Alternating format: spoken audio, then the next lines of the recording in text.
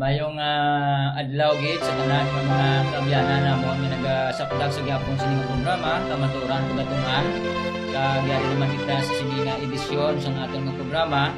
Amo na ni Brother Jonel ang pang episode 26 no sa programa kag salamat gid sa mga kauturan naton nga nagasakdag sa gyapon, nagasuporta financially kag spiritually.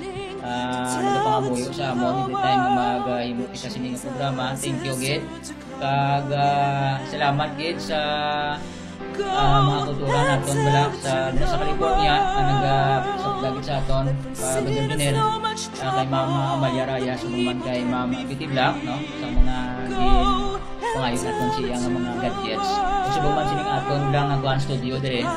Thank you again no kag subuman sa iba naton nga mga kulturan nga nagapadayon sa pagsakdag sa programa naton kay Brother Victor Feliciano sa Chicago kag subuman kay Brother Renan doron dira sa may Canada sa Toronto. So sini nga adlaw ang aton pagkatun-an nanungod ini Brother Jonel sa 2,300 days no. So before kita mag-start mga kabyanan kag mga utod naton magapangamuyo kita. So pangabayan tayo si Brother Jonel sa pagpangamuyo. Sige mga muyo ta.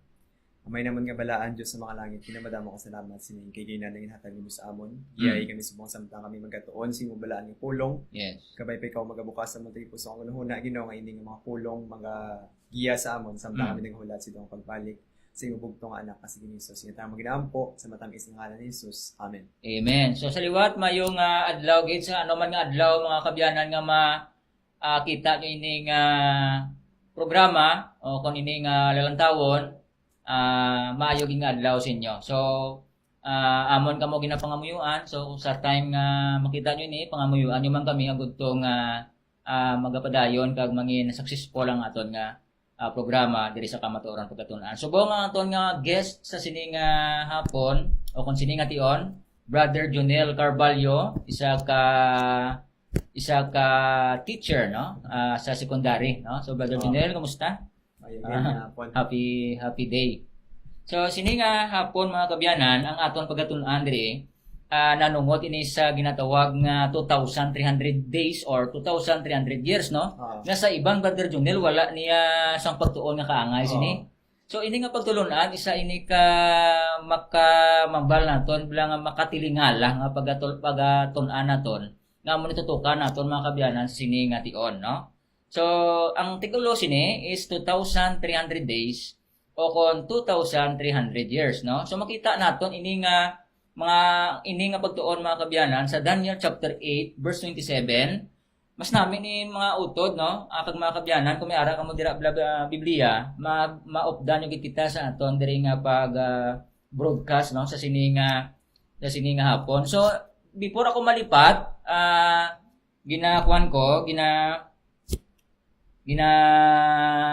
invite ko kamo no sa aton nga Facebook live no. Naga-live man kita dira kag subong man di ka mo magkalipat man sa aton nga YouTube channel kamaturan pagatunan pwede ka mo ka-share, ka-like, kag ka-comment sa sina nga programa. So namin gid nga mag-subscribe sila Brother Jonel no. So balik kita diri sa aton nga pagtuon sini nga hapon nanungod sa 2,300 days. Ano ni sa Brother Jonel no ang 2,300 days no.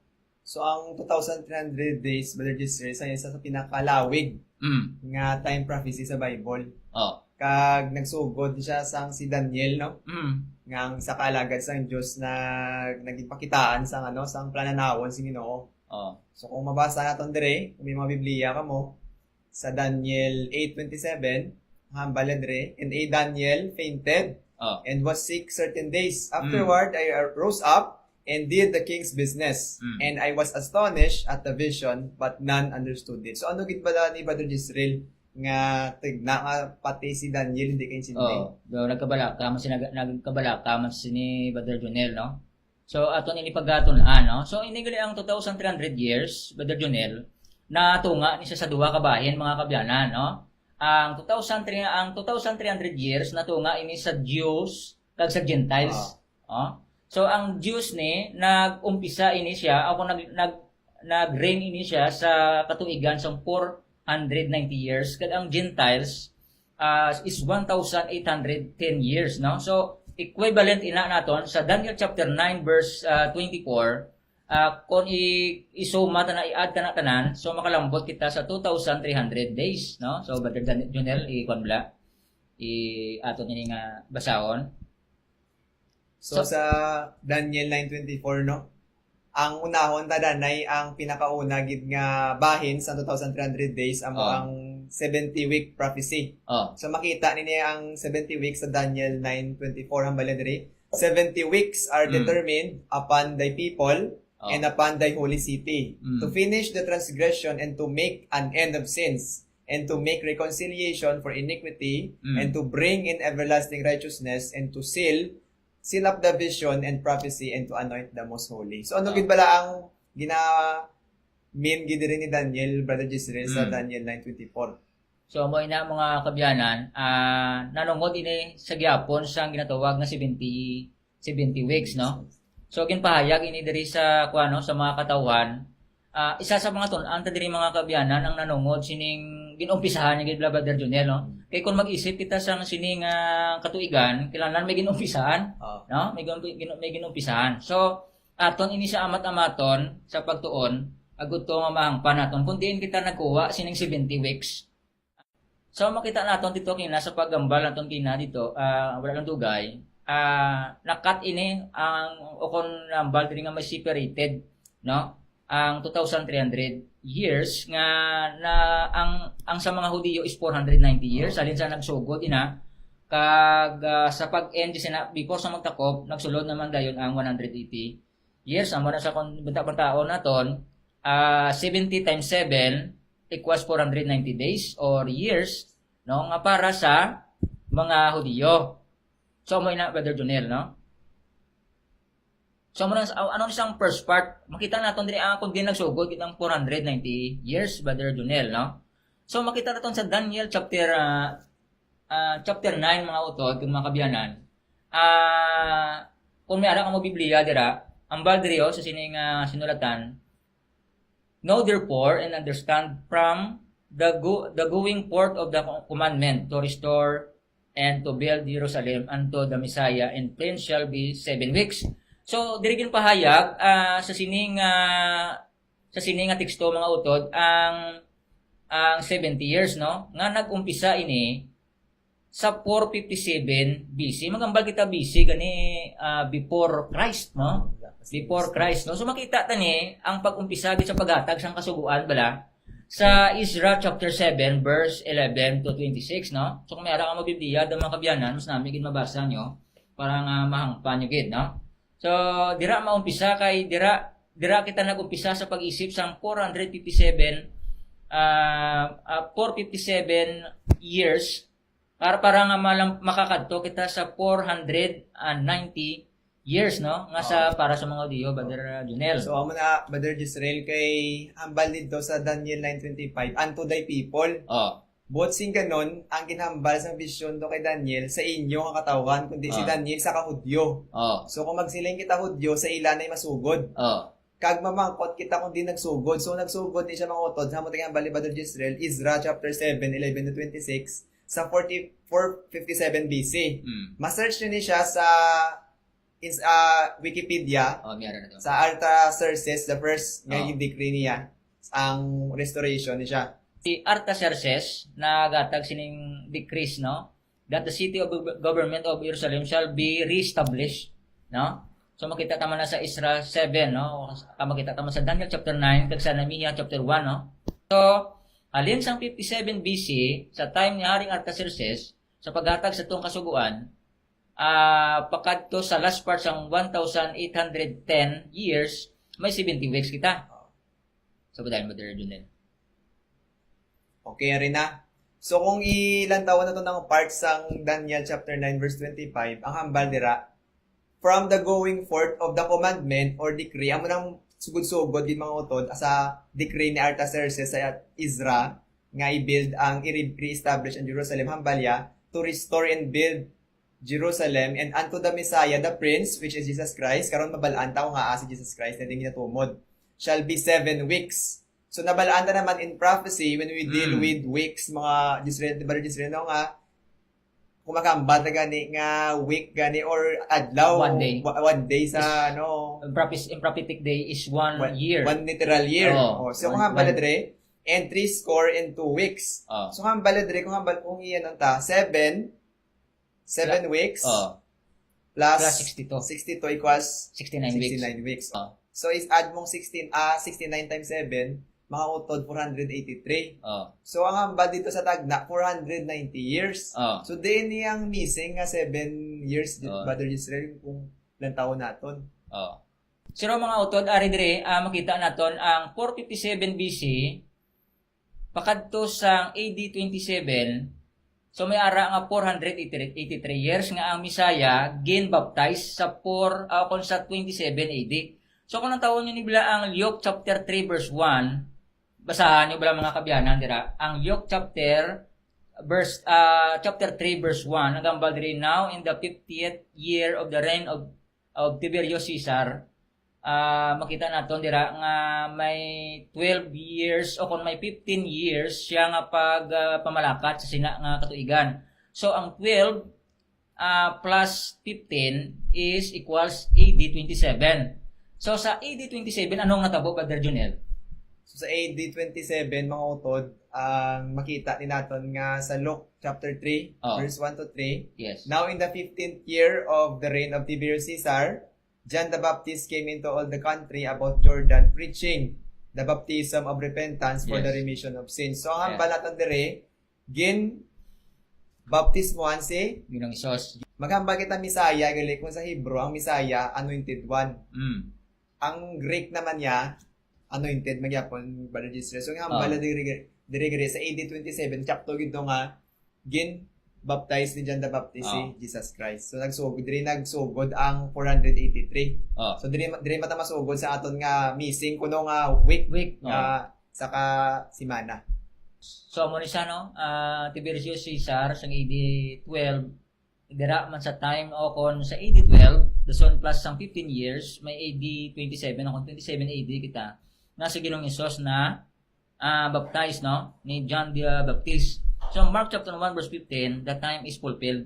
Ang iningation nato manggit Brother Junel no. So makita naton diri makita naton kung aton bla i-visualize sa aton nga panguna-una mga kabyanan. Halin sang 457 BC pakadto sang AD 27 mayara 483 years. So halin naman sang 457 BC pakadto sang AD 34 o kung pakadto sa AD 34 sa time na ni sang daikwan bala day Stephen nga pagaboy kay Stephen sang stone sang bato no AD 34 no may ara 490 years. So sa tunga-tunga mga kabyanan sang AD 27 kag sang AD 34 may isa ka simana. Sa tunga-tunga sang isa ka simana AD 31 dira si Ginoong Hesus na patay tungod sang aton sala. So sa isa ka simana may isa ka simana halin sang 27 to 34 AD. So makita natin sa Daniel chapter 9 verse 27 Brother. Okay no, nahambal ni Brother Jezreel to kagina sa aton mga utod nga sa tunga-tunga sang ini nga simana sa AD 31. Nga fulfillment man sang prophecy ni Daniel sa Daniel 9:27 ang hambal diri. And he o kung si Ginoong Hesus shall confirm the covenant with many. For pila ka week no? For 1 week. And in the midst of the week, but siningo sa tunga, chapter again, ang AD 31, he shall cause the sacrifice and the oblation to cease. Mga utod, amo ni gali nga prophecy kay Ginoong Hesus. Amo ini nga si Ginoong Hesus ang pinakaulihi o kun ang katapusan nga halad. Amo na gani nga naglinog to ng kumbong sa nagisi pag lansang sa cross. Sambal diri sa Mark 15:38, then the veil of the temple was torn into two from top to bottom. No, so makita nato na sa pagkapatay ni Kristo na piyak na busilingon natapos na ang ginatawag nga paghalad, no? Mga sapat ni bilang nga ginapatay tungod siyang imo sa ladalon nato sa kuan naton last time ina no mga kabyanan. So ang Daniel chapter 9 verse 27, and he shall confirm the covenant with many of 1 week. Isa ka simana. And in the midst of the week, he shall cause the sacrifice and the obligation to cease. Nabasa mo kina Brother Junel. So, pag-abot sang AD 34, after sang kamatayon ni Ginoong Hesus, so makita naton dira ang pagbato kay Stephen, kag siya ang ginatawag diri the first martyr nga nagwali sang kamaturan, no? So according to the prophecy, Brother Jonel, ang hambal pag hindi mautod ang AD 34. Amo ini ang pag untat o kon pag tapos bala sang covenant o kon kasugtanan sa Ginoo sa iyang mga tinawo. Kaya ang last na gito nga appeal sa Ginoo amo to kay Esteban. So si Esteban gito gin ano nila gin pagwa nila sa sinaguga to kagin bato.